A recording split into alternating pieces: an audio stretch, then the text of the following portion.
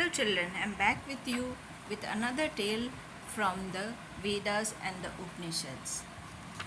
Veti issues. This is the name of the story. So here we are.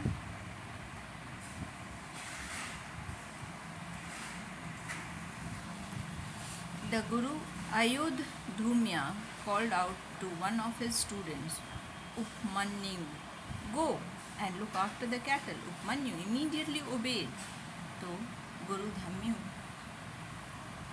ने अपने एक शिष्य उपमन्यु से कहा जाओ और जाकर के कैटल यानी कि मवेशी, गाय, भैंस, काऊ, बफलो इन सब की देख रेख करो. उपमन्यु तुरंत उनकी बात मान गया. From that day onwards he would wake up early in the morning, tend to cows, watch them graze until evening and then bring them back to his guru's ashram. तो उस दिन से उपमन्या वो सुबह सुबह उठ कर के गाय को चारा सानी दे कर के सुबह से लेकर के शाम तक वो उन्हें चराने के लिए ले जाता और शाम को वापस गुरु के आश्रम में ले आता. One evening after Upamanyu return, Dhaumya said, you have put on some weight. This may not be good for your health. What do you eat every day?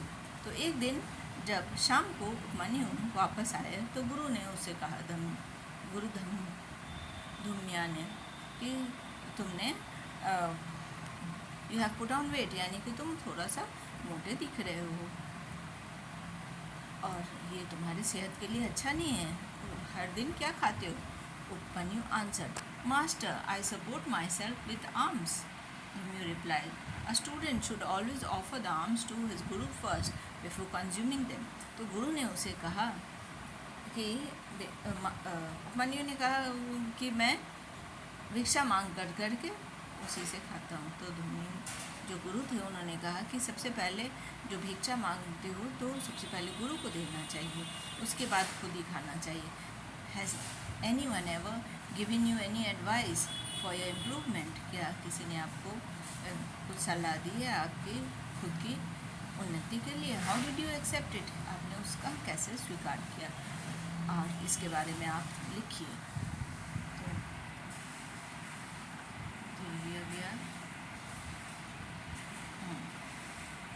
तो so Upamanyu offered the alms to his guru but Dhaumya did not share them. तो उपमन्यु जितना भिक्षा मांगता था सारे अपने गुरु को दे दिया, लेकिन गुरु उसे अपने शिष्य को नहीं देती. Are you surprised? कि आपको आश्चर्य होता है सुनकर के? Upamanyu was not, he did not complain. Instead आपको सुनकर आश्चर्य हो गया, लेकिन उपमन्यु को इससे कोई आश्चर्य नहीं हुआ और उसने कोई शिकायत नहीं की. Instead he tended to his cattle as his guru had instructed earlier. Days, weeks and months pass. तो गुरु ने उसे अपने भिक्षा में से कोई शेयर नहीं दिया, तब भी उसने कोई शिकायत नहीं की और वो कैटल की, मवेशियों की देख रेख करता रहा जैसे कि गुरु ने उसे निर्देश दिया. दिन बीत गए, सप्ताह बीत गए, महीनों बीत गए. Son, I take all your alms but you are still plump. तो एक दिन गुरु ने उससे कहा कि बेटा मैं तुमसे तुम्हारी सारी भिक्षा ले लेता हूँ, लेकिन तुम अब भी वैसे ही मोटे हो. What and how do you eat? तुम क्या खाते हो और कैसे खाते हो? Replied Dhaumya, asked one evening. शाम गुरु ने पूछा, after I give my alms to you I go seeking alms again. Upamanyu said. Dhaumya was amused but he hid it and instead chastised the young lad. तो गुरु ने पूछा, क्या करते हो? तो उपमन्यु ने कहा कि मैं भिक्षा आपको देने के बाद फिर से जाकर के भिक्षा मांग लेता हूँ और उसी से खाता हूँ. तो ये सुनकर के गुरु को थोड़ी सी हंसी आई, लेकिन वो उसे अपने छुपा करके फिर से बोले शिष्य से, दैट इज़ नॉट फेयर. ये उचित नहीं है. The other people who seek arms will be denied their share if you do this. जो दूसरे भिक्षु है, अगर उनको भिक्षा नहीं मिलेगी अगर तुम इस तरह से करोगे. फिर से ऐसा नहीं करना. Of course a little lad Upmanyu obeyed his guru again. After a few days, Dhumya asked again, I am sure you have stopped begging for alms a second time, and yet you have not lost weight. How do you nourish your body? तो धूमिया ने एक शाम फिर से कहा कि मुझे तो पक्का उम्मीद है कि तुमने अब फिर से भिक्षा मांगना बंद कर दिया होगा, लेकिन तुम्हारी सेहत में तो कोई फ़र्क नहीं पड़ा है। तुम क्या करते हो अपने भूख मिटाने के लिए? Upamanyu replied, I drink the cow's milk. तो उसने कहा कि मैं गायों का दूध पी लेता हूँ। तो ये सुन करके जो गुरु थे उन्होंने कहा, of course our little lad Upmanyu obeyed his guru again. After a few days Dhumya asked again, I am sure you have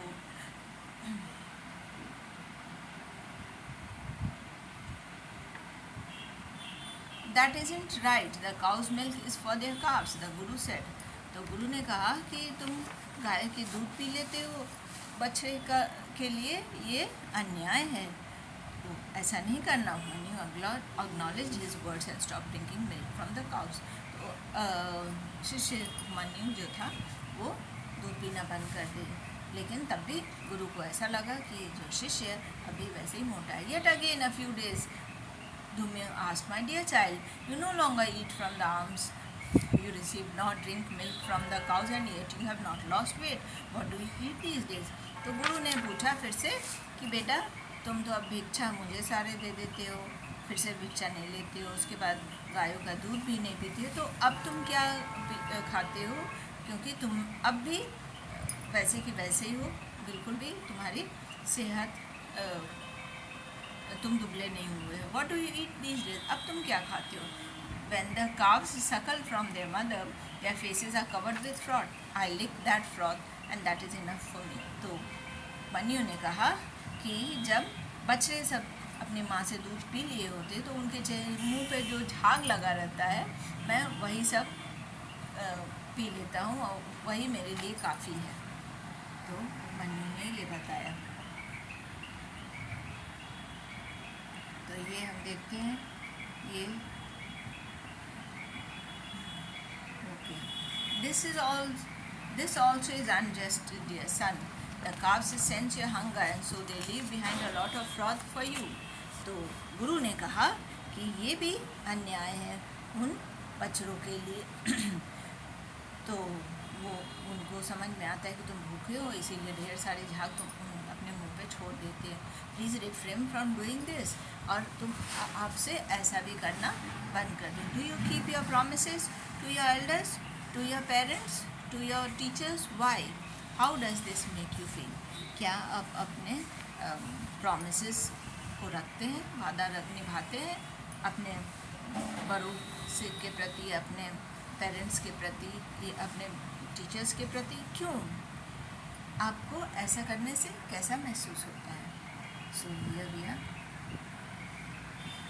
now Upamanyu was hungry. तो वो गाय का जो बछड़े दूध पीते थे मुंह पे झाग लगी रहती थी, गुरु ने उसे भी पीने के लिए मना कर दिया। Now Upamanyu was hungry, he saw no option but to eat some leaves. तो अब जब भूख लगी तो क्या, अब तो अब भिक्षा भी नहीं मिलती, दूध भी नहीं पीता, बछड़ों का झाग भी नहीं पीता, तो अब उसे भूख लगने लगी। तब अब वो क्या करने लगा, पत्तियाँ खाने लगा और बेर खाने लगे जो कि जंगल में मिलते हैं। But a few of the wild berries turned out to be poisonous. तो लेकिन कुछ बेर, ये जंगली बेर जो थे वो जहरीले निकले। तो इससे क्या हुआ, the young boy became blind and fail into a well. तो नौजवान उपमन्यु अंधा हो गया और कुएं में गिर गया। After sunset Dhumya saw that Upmanyu had not returned home. He became worried and set in search of his students. तो जब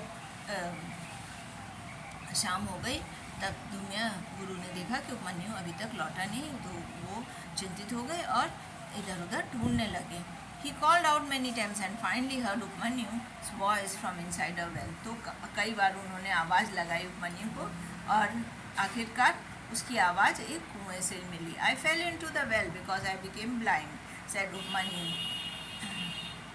तो उसने गुरु से कहा कि मैं गिर गया कुएं में क्योंकि मैं अंधा हो गया।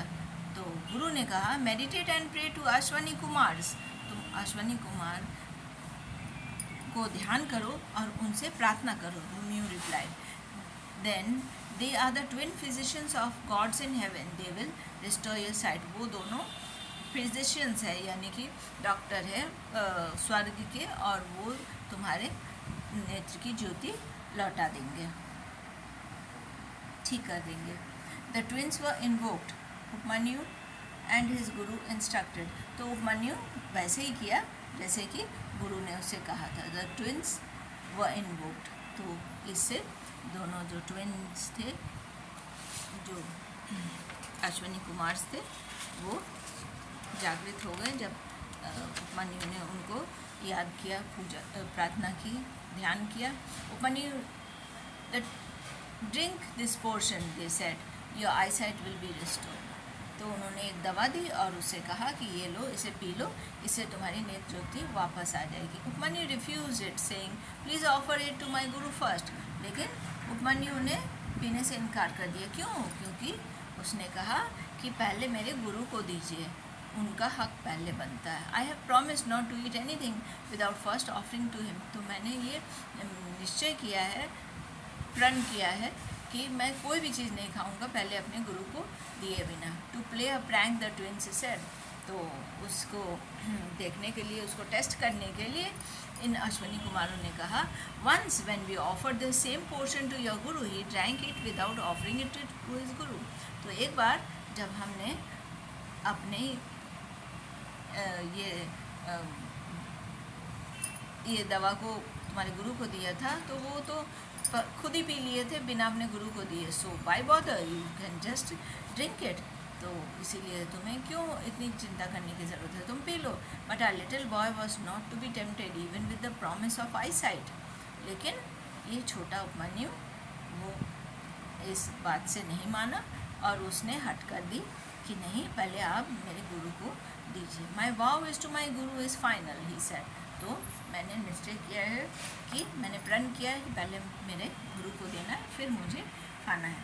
Finally the Ashwini Kumars were delighted and Upamanyu's devotion to his guru and they restored his vision. तो ये देख करके अश्विनी कुमार बहुत खुश हुए उपमन्यु को देख करके, किस तरह से वो अपने गुरु के प्रति वचनबद्ध है और उसकी नेत्र ज्योति वापस लौटा दी. They also blessed him to be prosperous and happy. और उन्होंने उसे वरदान दिया खुश रहने के लिए और सुदृढ़ रहने के लिए. Dhaumya was thrilled with his student for passing all test he had set for him. तो धूम्यू बहुत ही खुश हुए गुरु कि उनके शिष्य ने सारे जो परीक्षा उन्होंने रखी थी उसके लिए सारा पास कर गया. And set, you shall obtain all the prosperity the Ashwini Kumars have blessed with you. तो उन्होंने कहा कि तुम जितने भी उन्होंने धन दिए हैं और तुम्हें ऐश्वर्य दिए हैं, वो सब तुम्हें वरदान स्वरूप जरूर मिलेगा जो कि उन्होंने अश्विनी कुमार ने तुम्हें दिया. More over all the knowledge of ब्राह्मण विल इल्यूमिनेट योर हार्ट. इसके अलावा जितने तुम्हें ज्ञान अर्जित किया है वो सब तुम्हारे हार्ट को, हृदय को दिव्य बना देंगे. तो ये हो गई स्टोरी. और अब हम देखते हैं, लेट्स टॉक अबाउट इट. चलिए हम इसके बारे में बात करते हैं. I often ask those who come to me to use their heart when they come with a problem. तो जब भी कोई मेरे पास आता है तो मैं उसे कहती हूँ अपनी हृदय से, अपनी कोई भी समस्या में हृदय की ज़रूर उपयोग कीजिए. I say do not accept too much. बहुत ज़्यादा नहीं इच्छा करिए. Life is all about acceptance. ज़िंदगी जो है एक्सेप्टेंस की तरह है. एक्सेप्ट मीन्स जैसी स्थिति है उसे स्वीकार करना. Whether it is a situation, business, ventures or partner, is acceptance that makes them all successful. तो ये एक्सेप्टेंस है.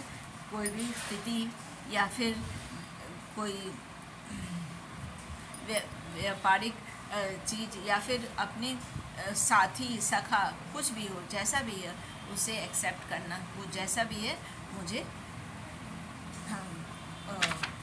मान्य है और एक्सेप्ट करना चाहिए, तभी सफलता हासिल होती. Can be say it is the same in the case of a teacher too. क्या हम यही कह सकते हैं शिक्षक के में लिए भी, जैसा भी शिक्षक है हमारे लिए सही है.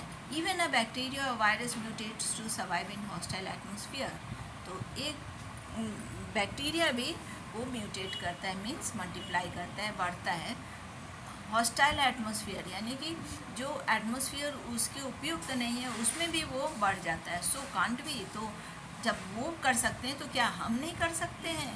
प्रतिकूल स्थिति में हम अपने आप को एडजस्ट करके बढ़ सकते हैं. We have to learn to constantly accept. तो हम लोगों को हर समय ये प्रयास करना चाहिए कि जो भी जैसी भी परिस्थिति है, अनुकूल हो विपरीत की है, हर स्थिति को एक्सेप्ट करने के लिए, which can then help us adapt to situation. और जब हम ऐसा करते हैं तभी हम कोई भी स्थिति से उसमें अडेप्ट कर सकते हैं विदाउट बीइंग डिस्टर्ब, बिना परेशान हुए, बिना disturbance. This acceptance will help us flourish, thrive and perhaps find great Joy. और जब हम एक्सेप्ट करते हैं, जब हम कोई चीज़ को मान लेते हैं, चाहे वो फ्रेंड हो या फिर पार्टनर हो या फिर स्थिति हो, तो तब हमें उस स्थिति में हम जम जाते हैं और हमें खुशी मिलती है. My teacher often use them cheerful acceptance. तो हमारे जो शिष्य हैं इसे क्या कहते हैं? Cheerful acceptance. खुशी खुशी हर परिस्थिति को, हर सिचुएशन को एक्सेप्ट करना चाहिए. If we think about it, there is so much wisdom in the term. तो अगर हम ऐसा सोचते हैं तो इसमें काफ़ी ज्ञान है. This is the story. Joy and sorrows are vibrations in opposite direction. खुशी और दुख ये दोनों प्रतिवादक है. Our attitude changes everything. हमारी जो सोच है, जिस तरह से हम किसी चीज़ को एक्सेप्ट करते हैं कि ये सही है, ये गलत है, हमारी जो सोच है वो सभी चीज़ों को एक्सेप्ट करना सिखाता है. Once we have enough conviction in self to achieve our goals, disturbances here and there don't actually matter. जब हम अपने आप से बिल्कुल कन्विक्टेड हो जाते हैं, कन्विक्शन हो जाती है, जब हम खुद ही निश्चिंत हो जाते हैं अपने आप से कि हाँ हमें अपने लक्ष्य को हासिल करना है, तब कोई भी बाधाएं हमें, चाहे जितनी भी बाधाएं हैं, हमें अपने लक्ष्य को हासिल करने में नहीं अवरोध डाल सकती. So this is a very nice story चल रही. तो ये कहानी हमें सिखाती है कि हर परिस्थिति अनुकूल हो या प्रतिकूल हो, सभी परिस्थिति को एक्सेप्ट करना चाहिए. चाहे गुरु हो, चाहे पार्टनर हो, एक्सेप्टेंस से हम उसमें सीखते हैं और बढ़ते भी हैं. So this is the story.